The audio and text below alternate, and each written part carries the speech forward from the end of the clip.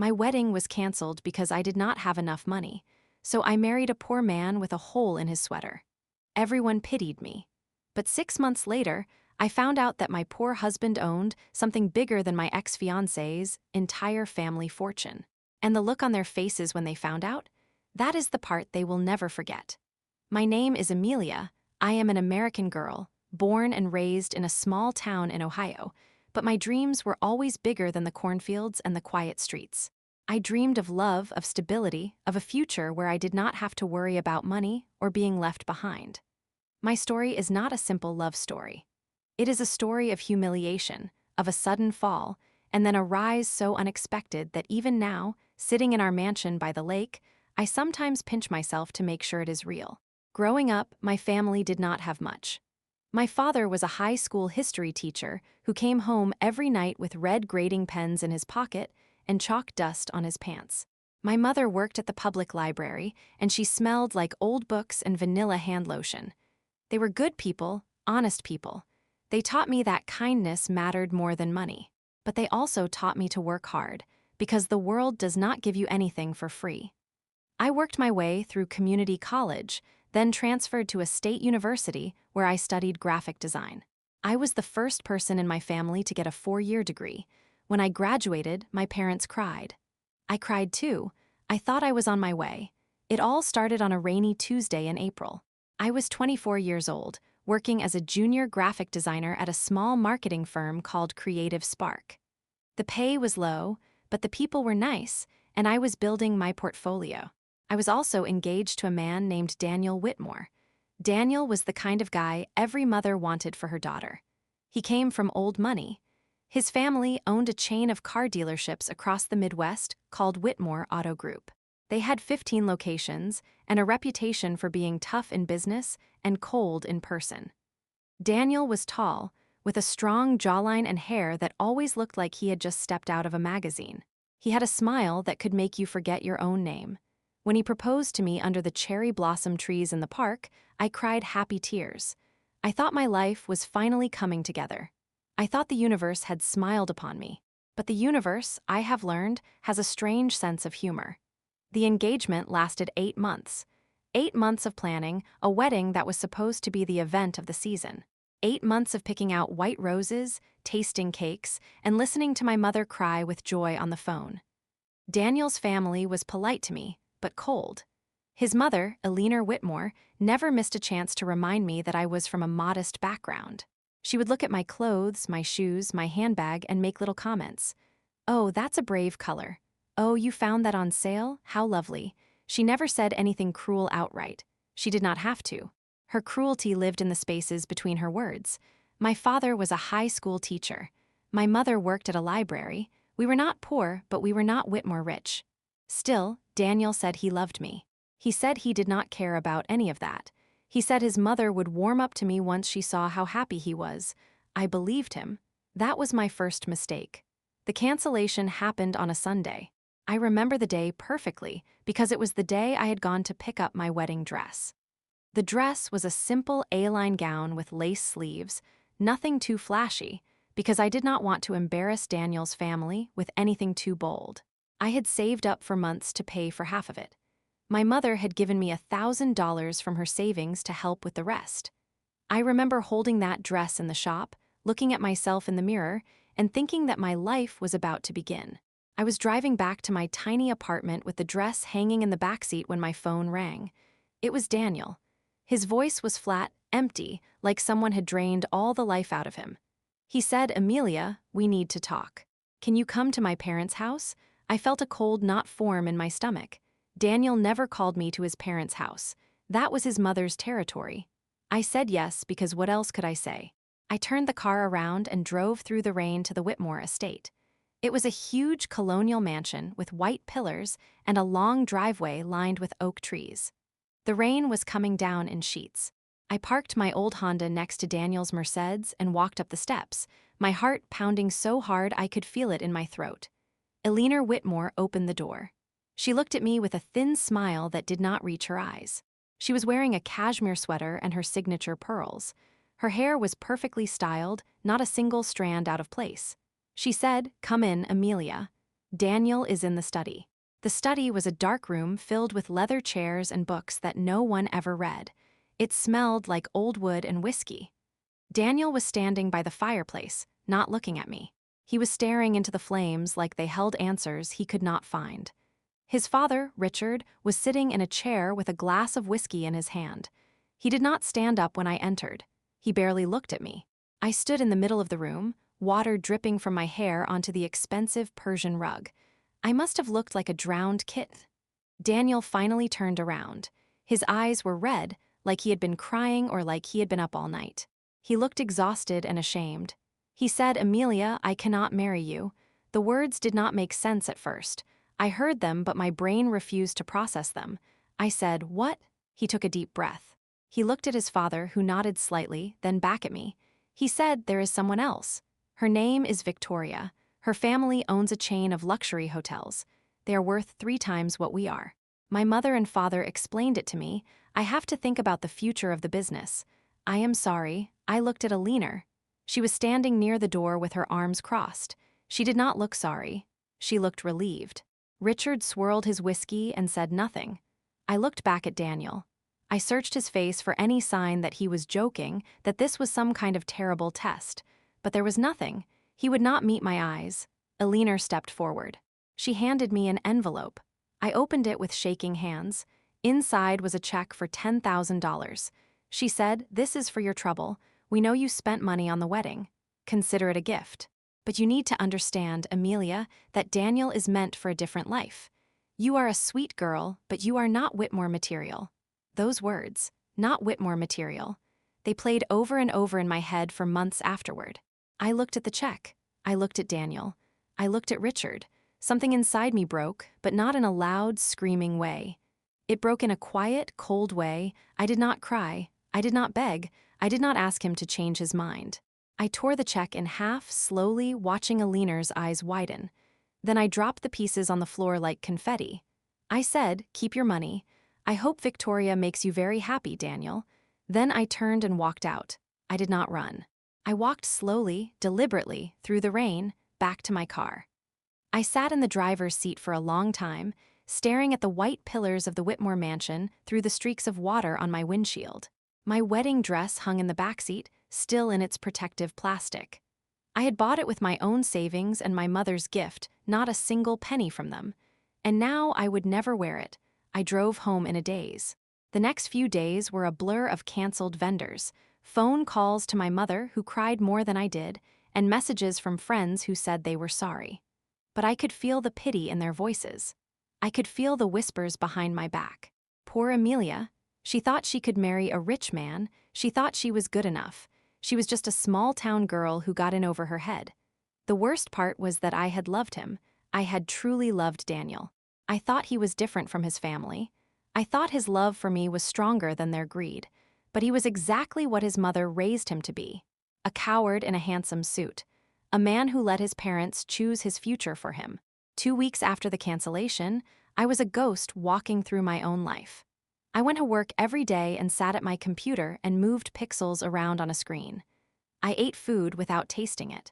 I watched bad television until 2 in the morning just to fill the silence. My mother begged me to come home for a while, but I could not face the small town. I could not face the neighbors who had seen the engagement announcement in the local paper. I could not face the questions and the sympathetic head tilts. I was embarrassed. I was angry. But mostly I was empty.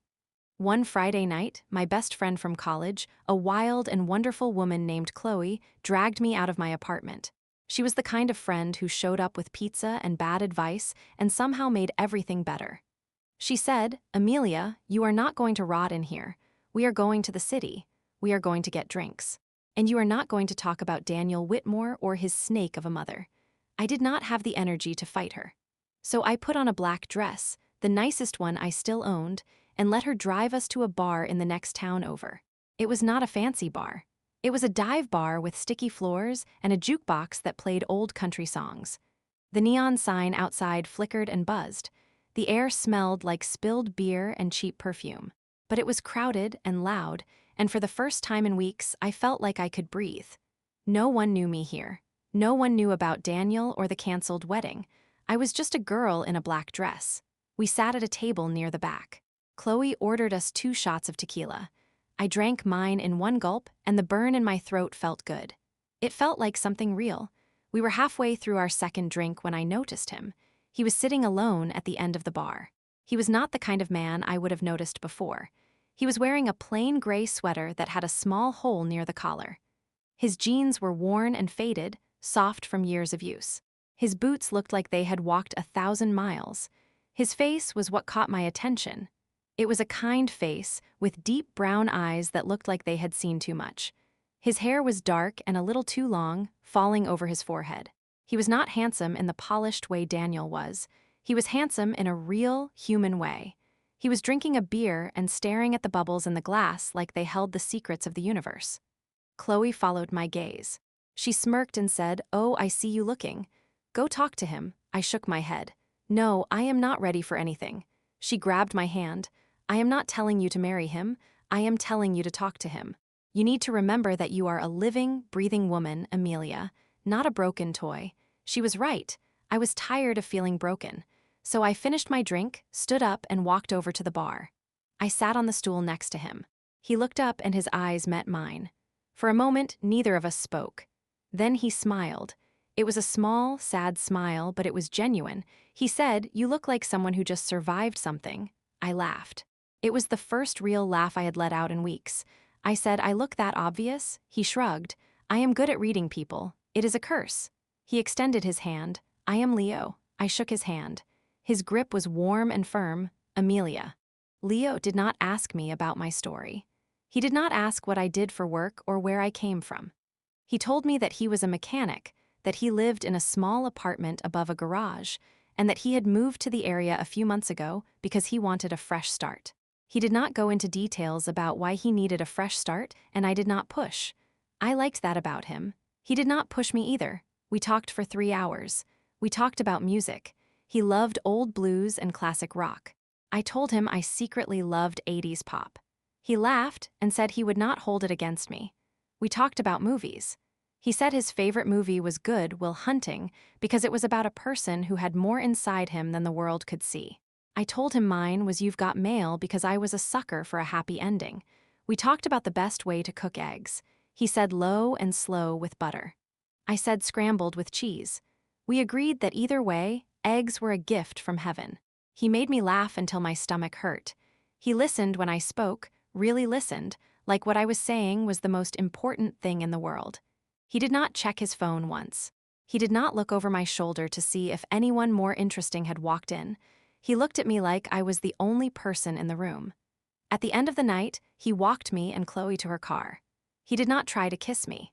He did not ask for my number. He just said, "It was nice to meet you, Amelia.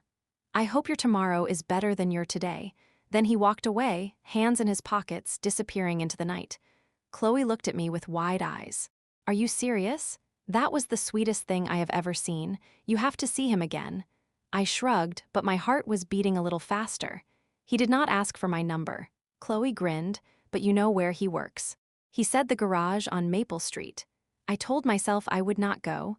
I told myself I needed time to heal. I told myself I was not ready for anything. But 3 days later, my car started making a strange noise. A kind of rattling sound that got worse every time I turned a corner. It was probably a coincidence. Or maybe it was fate. I drove to the garage on Maple Street, and there he was, wearing coveralls with grease on his hands and a smile on his face. He fixed my car for half the price anyone else would have charged. Then he asked me if I wanted to get coffee. I said yes. That was the beginning. Leo and I started seeing each other quietly. He did not have a lot of money. I knew that from the start. He drove an old truck that smelled like oil and had a dent in the passenger door. He lived in a small apartment with second-hand furniture and a leaky faucet that dripped constantly. He cooked me dinner on a hot plate because his stove was broken. He did not have a microwave. He did not have a dishwasher. But he never complained. He never made me feel like I was settling. He made me feel like I was exactly where I was supposed to be. I fell in love with him slowly, then all at once. I fell in love with the way he held my hand when we walked down the street. I fell in love with the way he remembered little things, like how I took my coffee. which was with a splash of almond milk and 1 sugar, or the name of my childhood dog, which was a golden retriever named Biscuit. I fell in love with his laugh, which was loud and unashamed and filled whatever room we were in. I fell in love with the way he looked at me, like I was not broken, like I was whole. One night, about 2 months after we met, we were sitting on the roof of his apartment building, looking at the stars. He had a blanket wrapped around us, and the night was cold but clear. The city lights glowed in the distance, but up here, it felt like we were the only 2 people in the world. He turned to me and said, "Amelia, I know this is fast. I know you have been hurt, but I have never felt this way about anyone. I do not have a ring, I do not have a big proposal planned, but I want to marry you. I want to spend the rest of my life making you happy." I stared at him. My eyes filled with tears, not sad tears, happy tears. The kind I thought I would never cry again. I said, "Yes." He kissed me, right there under the stars, and I felt like the universe had finally stopped playing tricks on me. We got married 2 weeks later at the courthouse. I wore a simple white dress I bought at a department store for $40. He wore a clean button-down shirt and his faded jeans. Chloe was my witness. A man named Sam, who worked at the garage, was his. After the ceremony, we went to a diner and ate hamburgers and shared a milkshake. It was not the wedding I had planned with Daniel. It was better. It was real. Leo and I moved into a small house on the edge of town. It was a fixer-upper with peeling paint and a porch that sagged in the middle. The kitchen had yellow cabinets from the 1970s and a refrigerator that hummed too loudly. The bathroom tiles were cracked, but it was ours. We painted the living room a soft blue. We planted flowers in the front yard. I kept my job at the marketing firm. Leo kept working at the garage. We were not rich, but we were happy. I thought that was the end of the story. I thought I had found my happy ending in a humble, honest man. I was wrong. The real story was just beginning. It happened on a Tuesday, 6 months after our wedding. I came home from work to find Leo sitting at the kitchen table. His face was pale and his hands were shaking. On the table in front of him was a letter. Not an email, not a text message. An actual letter, typed on thick, expensive paper with a wax seal that I had never seen before. I dropped my bag and said, "Leo, what is wrong?" He looked up at me. His eyes were full of fear. Not the fear of a man who was in trouble, the fear of a man who was about to lose everything. He said, "Amelia, I have to tell you something, and I need you to listen to everything before you say anything." I sat down across from him. My heart was pounding. I said, "Okay."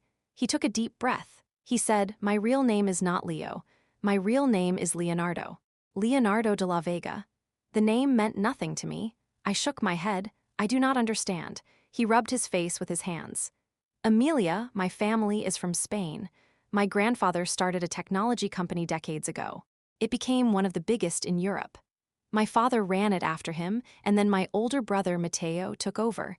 I was the second son. I never had to work. I never had to worry about money.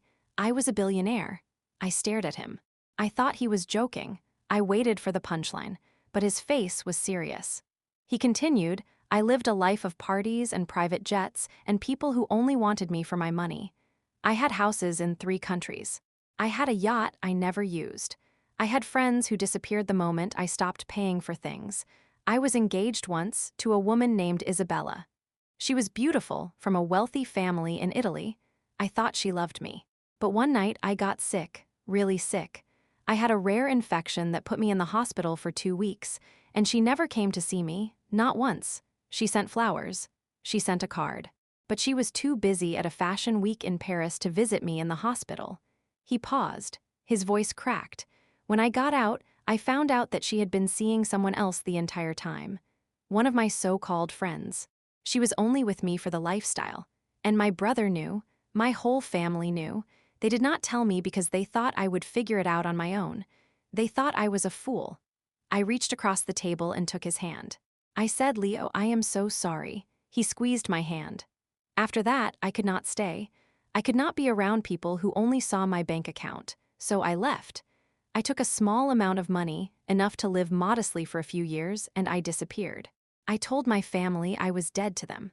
I changed my name to Leo.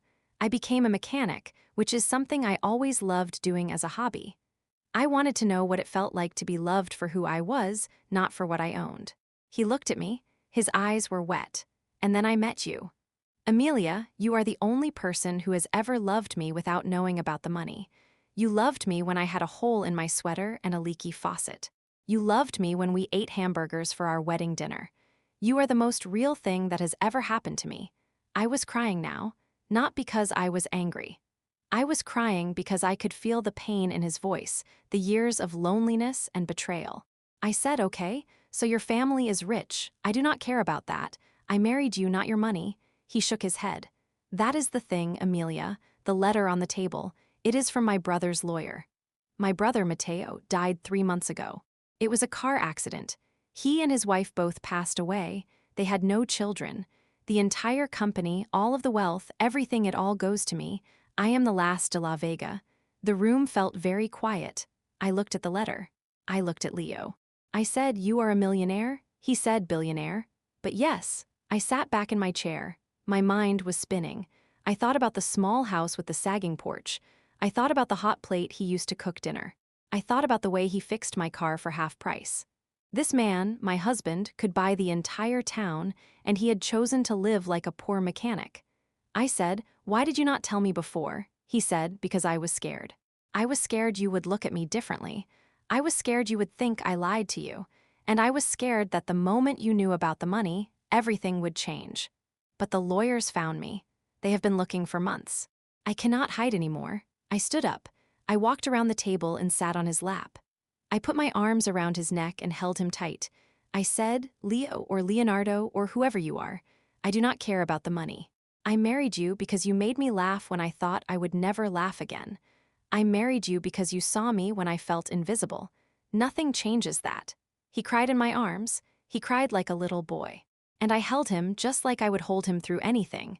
But even as I said those words, a thought was forming in the back of my mind. A dark, thrilling thought. Daniel Whitmore, Eleanor Whitmore, the check they tore in front of me. The way they looked at me like I was nothing. They had humiliated me because I was not rich enough for them. They had canceled my wedding because they wanted a wealthier bride for their son. Now I was married to a man who was richer than they could ever dream of being. I did not say anything to Leo that night. I let him sleep. I lay awake, staring at the ceiling, my heart pounding with a new feeling. It was not greed.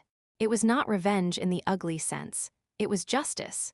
It was the chance to show them that they had been wrong about me, that I was not a broken, pitiful girl, that I had risen from their rejection and found something they would never have: true love and unimaginable wealth. The next few weeks were a whirlwind. Leo tried to ease into his new life slowly, but the press found out. The story broke. The lost heir of the de la Vega fortune had been found living as a mechanic in a small American town, married to a woman no one had ever heard of. The headlines were everywhere. Mysterious millionaire found, the mechanic and his bride, from garage to fortune. Our little house was swarmed with reporters. They camped out on our lawn with cameras and microphones. They knocked on our door at all hours. It was overwhelming. We had to move. Leo's team of advisors, people who had worked for his family for decades, flew in from Spain. They handled everything. Within a month, we were living in a penthouse in the city. It had floor-to-ceiling windows and a view of the skyline that took my breath away. Within 2 months, Leo had taken control of the company. He was brilliant at it, I learned. He had been hiding his intelligence along with his wealth. He spoke 4 languages. He understood business in a way that made his advisors nod with respect. He had been playing small his whole life, and now he had no choice but to be big. And me, I was Amelia de la Vega, the Cinderella story, the girl who was jilted by a local rich boy and ended up marrying a secret billionaire. The newspapers called me the luckiest woman in America. They wrote articles about my style and my smile. They speculated about how much money I had spent on clothes, but they did not know the real story. They did not know about the rainy Sunday, or the torn check, or the months of feeling like a ghost. I kept those things close to my heart. I knew the news would reach the Whitmores. I knew it was only a matter of time. And I was right. It happened at a charity gala. It was the first big event Leo and I attended as the new heads of the De La Vega Foundation. The gala was held at a grand hotel in the same city where the Whitmores lived. It was a black tie event, with chandeliers and champagne towers and a live orchestra. Leo wore a tailored black tuxedo that fit him perfectly. I wore a deep blue gown that cost more than my old car. My hair was styled in soft waves. A diamond necklace that had belonged to Leo's grandmother sparkled at my throat. I felt like a queen. We walked into the ballroom and the room went quiet. People stared. Whispers followed us like a wave. And there, at a table near the front, sat the Whitmores. Alina saw me first. Her face went white, then red, then white again. Richard dropped his glass of champagne. It shattered on the floor, but no one looked at him. They were all looking at me. And Daniel looked at me like he was seeing a ghost. He was sitting next to a woman I did not recognize. Victoria, I assumed. She was pretty in a brittle, manufactured way. Her dress was expensive. Her diamonds were real. But she was looking at me too, with jealousy already burning in her eyes. Leo felt me tense up. He leaned down and whispered, "Who are they?" I whispered back, "The people who canceled my engagement. The people who said I was not good enough." Leo's eyes went cold. I had never seen that look on his face before. He was always so gentle, so kind. But in that moment, he looked like a man who could destroy empires. He said, "Then let us go say hello." We walked to their table. The entire ballroom was watching. I could feel the cameras from the press clicking. Alina stood up. She tried to smile, but it looked like a grimace. She said, "Amelia." What a surprise. I smiled, a real smile. I said, "Alina, it is so good to see you. I would like you to meet my husband, Leonardo de la Vega." Leo extended his hand. Richard shook it weakly. His hand was clammy. Daniel could not even look at me. He was staring at the diamond around my neck. Victoria looked like she wanted to disappear into the floor. Leo said, "Amelia has told me so much about your family. You were engaged to her son, were you not?" Daniel mumbled something I could not hear. Victoria grabbed his arm, her nails digging in. Alina tried to recover. She said, "Yes, well, these things happen. Young love is fickle. We are so happy for Amelia, of course." Finding a suitable match. The word suitable hung in the air like a slap. Leo did not flinch. He said, "Indeed, Amelia is the most suitable woman I have ever met.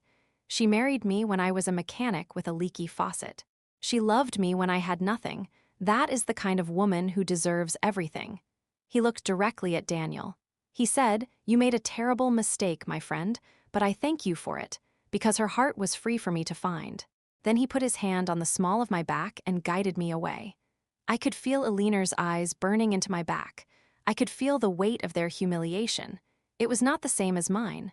Mine had been public and cruel. Theirs was happening in front of the wealthiest people in the city. The rest of the gala was a blur. People came up to us, wanting to talk, wanting to be seen with us. Leo was gracious but distant. He only softened when he looked at me. And I, for the first time in a long time, felt powerful. Not because of the money, because of the truth. I had not schemed, I had not lied. I had simply survived. About an hour later, I went to the restroom to fix my lipstick. I was alone, standing at the marble sink when the door opened. Alina Whitmore walked in. She locked the door behind her. I turned to face her. She looked older than I remembered. The pearls were still there, but they seemed smaller somehow. Her eyes were hard, but there was something else in them. Fear. She said, "You planned this." I laughed. I could not help it. I said, "Alina, I did not plan anything. I married a poor man I loved. It is not my fault he turned out to be worth more than your entire family tree." She stepped closer. Her voice was low and shaking. "You think you have won, but you are still the same girl from Ohio. You are still not one of us. Money does not buy class, Amelia." I looked at her. I thought about the day she handed me that check. I thought about the rain and the torn paper on her floor. I thought about Daniel's cold eyes, and I felt no pity. I said, "You are right. Money does not buy class. You taught me that. You had all the money in the world, and you still raised a son who abandoned the woman he claimed to love because his mother told him to. You had every advantage, and you still chose to be cruel. So do not lecture me about class." Her mouth opened, but no words came out. I walked to the door, unlocked it, and turned back to her. I said, and for the record, I did not win anything. I just stopped losing. "Good night, Alina." I walked out and went back to my husband. He was waiting for me by the dance floor. He took my hand and pulled me into his arms. We danced slowly, even though the music was fast. He said, "Are you okay?" I rested my head on his chest. I said, "I am more than okay. I am exactly where I am supposed to be. The gala ended. Leo and I went back to our penthouse, but the story was not over. The next morning, I received an email from an unknown address. It was from Daniel. He wrote, "Amelia, I need to see you. Please, I made a mistake. Victoria is not who I thought she was. She is cold, just like my mother. She does not love me. She loves the idea of being Mrs. Whitmore. I should have never let you go. I know you are married, but I still love you. Please, just meet me once. I will be at the coffee shop near the old park tomorrow at noon." Daniel, I read the email 3 times, then I showed it to Leo. Leo read it. His jaw tightened. He said, "What do you want to do?" I thought about it. A year ago, I would have cried over an email like this. I would have felt sorry for Daniel. I would have wondered if I should give him another chance. But I was not that girl anymore. I had been through the fire and I had come out stronger. I typed a reply. I wrote, "Daniel, you do not love me. You never did. You loved the idea of a woman who would make you feel good about yourself. You made your choice, and you have to live with it. I have found someone who loved me when I had nothing. I will not trade that for a man who only wants me now that I have everything. Do not contact me again." I sent the email. Then I deleted his address. I turned to Leo, who was watching me with a soft smile. He said that was kind, kinder than he deserved. I said no, it was not kind, it was honest. There is a difference. He pulled me into a hug. He said, "I love you, Amelia. I loved you in my leaky apartment, and I love you in this penthouse. I will love you anywhere." I kissed him. I said, "I know," but the universe had one more twist. A few weeks later, I got a call from my mother. She was crying. Not sad crying, happy crying. She said, "Amelia, you are not going to believe what happened." She told me that the Whitmore dealerships were in trouble. Big trouble. Leo's company had been quietly buying up the properties around them, squeezing their supply lines. It was not illegal, it was just business. But it was devastating. The Whitmores were on the verge of bankruptcy. They were selling their mansion. Eleanor had been seen crying in a grocery store parking lot. Richard had lost most of his hair from the stress. Daniel had tried to borrow money from friends, but no one would lend to him. I hung up the phone. I looked at Leo. He was sitting on the couch, reading a book. He looked up and said, "What?" I said, "The Whitmores, they are losing everything." He put the book down. He did not look surprised. He said, "I know." I sat next to him. I said, "Did you do that?" He was quiet for a moment. Then he said, "Amelia, when I found out what they did to you, how they humiliated you in front of your family and friends, how they made you feel like you were less than them, I could not let that stand. I did not do it for revenge. I did it because people like that should not have power. They hurt people. They hurt you, and I protect what is mine." I did not know how to feel. Part of me was shocked. Part of me was satisfied. And part of me was a little bit scared of the man I had married. But then he took my hand and kissed my fingers, and I remembered who he was. He was the man who fixed my car. He was the man who cooked dinner on a hot plate. He was the man who loved me. I said, "Is it over?" He said, "The business stuff is over. The rest is up to us. We can live however we want. We can be whoever we want. I will follow you anywhere, Amelia. Even back to the small house with the sagging porch." I started to cry. I cried for the girl I had been, the one who thought her life was over when Daniel left her. I cried for the woman I had become, the one who had found a love so deep it scared her. And I cried for the future, which was wide open and full of possibility. I leaned my head on Leo's shoulder. I said, "I do not want the mansion. I do not want the private jets. I want to use this money to help people. I want to start a foundation for women who have been humiliated and left behind. I want to give them a second chance, the way I got a second chance." Leo smiled. He said, "Then that is what we will do." And we did. Over the next several years, the Amelia de la Vega Foundation became one of the largest organizations in the country, helping women rebuild their lives after financial abuse, broken engagements, and unfair treatment. We built shelters. We funded education programs. We provided legal aid to women who could not afford lawyers. I spoke at conferences. I wrote a book. I testified before Congress about the importance of financial protection for women. But I never forgot where I came from. As for the Whitmores, I heard they moved to a small apartment in a town no one had heard of. Daniel and Victoria split up within a year. She took half of what was left. Eleanor stopped wearing pearls. She stopped wearing makeup. She became a gray woman in a gray world. Richard developed a heart condition from the stress. They became the cautionary tale of the city. The family who had everything and lost it because they thought money made them better than everyone else. I did not gloat, I did not celebrate their fall, but I also did not help them. Some lessons have to be learned the hard way. Leo and I had 2 children, a boy and a girl. We named the boy Matteo, after Leo's brother, and the girl Elena, after Leo's grandmother who had left her the diamond necklace. We raised them to know the value of $1, but also the value of a kind heart. We did not spoil them. They had chores. They had allowances. They volunteered at the foundation every summer. We told them the story of how their parents met in a dive bar when their father had a hole in his sweater and their mother had a broken heart. We told them that real wealth is not in a bank account. It is in the people who love you when you have nothing. Sometimes, late at night, when the house is quiet, Leo and I sit on the balcony of our home. It is not a penthouse anymore. We sold that after the kids were born. We bought a farm in the countryside with a big porch and a garden and a pond. He still fixes things with his hands. He has a workshop in the barn where he restores old cars. I still design, but now I design buildings for women's shelters and community centers. We are not the same people we were. We are better. I look at the stars, the same stars we watched from the roof of his old apartment, and I think about how strange life is. My engagement was canceled, and I thought my world had ended. But it was not an ending. It was a beginning. I randomly married a poor man, unaware he was a mysterious millionaire. But the mystery was never the money. The mystery was his heart. And I am still discovering it every single day. There is one more thing I have not told you. A few years after the Whitmores lost everything, I received a letter in the mail. It was handwritten on cheap paper. The envelope had no return address, but I recognized the handwriting.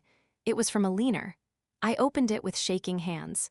She wrote, "Amelia, I am not writing to ask for money. I am writing to say that I was wrong. About you. About everything. I spent my whole life thinking that wealth was the only measure of a person. I taught my son to think the same way, and now I have nothing. No money, no friends. My son barely speaks to me. My husband left me for a younger woman. I sit alone in my small apartment and I think about the day I handed you that check. I think about the look on your face. I have nightmares about it. I am not asking for your forgiveness. I do not deserve it. I am just writing to say that you were the best thing that ever happened to my son, and I destroyed it. I am sorry. I am so sorry. I read the letter 3 times. Then I put it down. Leo came up behind me and read it over my shoulder. He said nothing. He just put his hand on my back. I sat for a long time, staring at the letter. Then I took out a piece of paper and wrote back. I wrote, "Elena, I forgive you. Not because you deserve it, because I deserve peace. I hope you find yours, Amelia." I sent the letter. I never heard from her again.